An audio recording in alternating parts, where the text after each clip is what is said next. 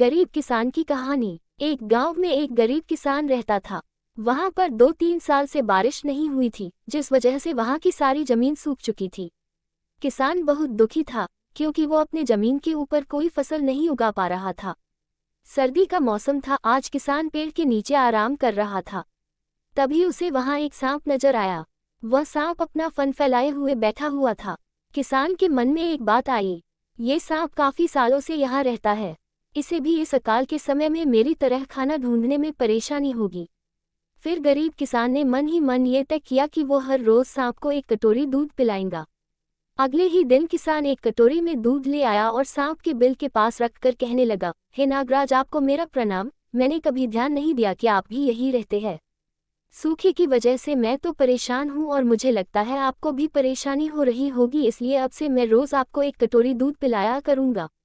ये बोलकर किसान ने वो कटोरी वहीं छोड़ दी और वहां से चला। अगले दिन सुबह जब वो कटोरी लेने वापस आया तो उसने देखा कि कटोरी में कुछ चमक रहा है। किसान ने कटोरी को उठाकर देखा तो उसके अंदर एक सोने का सिक्का था।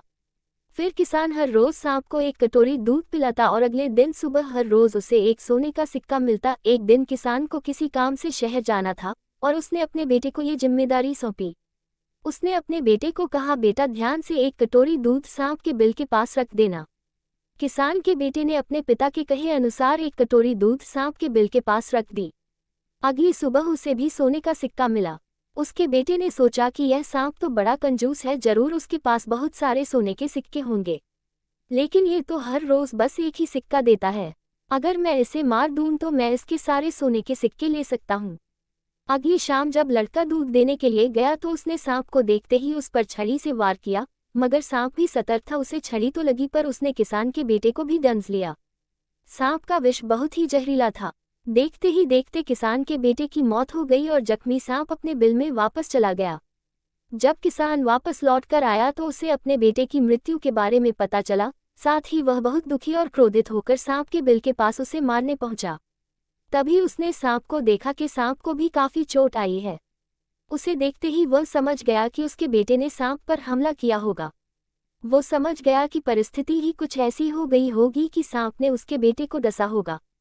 उसने हाथ जोड़कर सांप से माफी मांगी और सांप से अपने बेटे को वापस लाने के लिए कहा।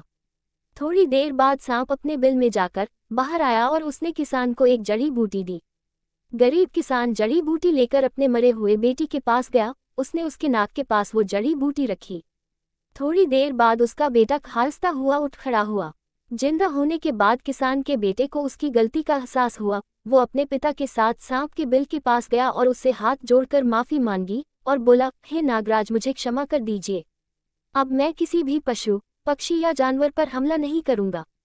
मुझे क्षमा दान दें। सांप ने भी खुश होकर अपना सिर हिलाया और वापस अपने बिल में चला गया।